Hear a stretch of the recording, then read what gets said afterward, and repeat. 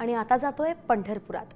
विठ्ठल रुक्मिणी पदस्पर्श दर्शनासाठी आजपासून टोकन दर्शन सेवा सुरू करण्यात आली आहे आणि या सुविधेचं उद्घाटन मंदिर समितीचे सहअध्यक्ष गहिनीनाथ महाराज औसेकर यांच्या हस्ते करण्यात आलं। आज पहिल्याच दिवशी 1200 भाविकांना टोकन दर्शन देण्यात येणार आहे आणि त्यासाठी आज सकाळी 10 वाजता 200 भाविकांना पहिला मान मिळाला आहे। दर्शन मंडपात आलेल्या भाविकांशी संवाद साधलाय आमचे प्रतिनिधी भारत नागणे यांनी। पाहूयात त्यांची काय प्रतिक्रिया आहे।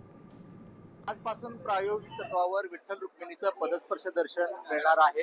यासाठी टोकन दर्शन प्रणाली या ठिकाणी राबवण्यात आलेली। आपण बघतो की आता 200 भाविकांना टोकन दर्शनाचा पास मिळालेला आहे। हे सगळे भाविक आता मंदिर दर्शन मंडपाच्या हॉलमध्ये जमा झालेले आहेत। आपण या ठिकाणी बघतो की मंदिर समितीने सगळ्या भाविकांची व्यवस्था केलेली आहे, चहाची केलेली आहे, पाण्याची व्यवस्था केलेली आहे। माझ्यासोबत काही भाविक आहेत। खूप छान वाटते, लवकर दर्शन होणार आहे आमचं। आधी खूप वेळ लागायचा, आता लवकर होईल, बरं वाटतंय। त्यांची एक वेबसाईट आहे, त्याच्यावर आम्ही लॉग इन केलेलं आणि आमचं इन्फॉर्मेशन भरली आणि ते झाल्यानंतर आम्ही आता इकडे आलेलो।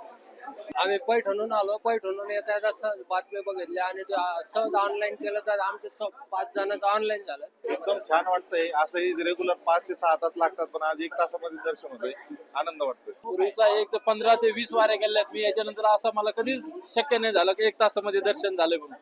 हे असं जर व्यवस्था चालली तर माऊलीला कोणत्याच माऊलीला त्रास होणार नाही आणि एकदम सुरळीत दर्शन चाललं। कॅमेरामॅन राजू विसासह भारत नागणे, साम टीव्ही न्यूज, पंढरपूर।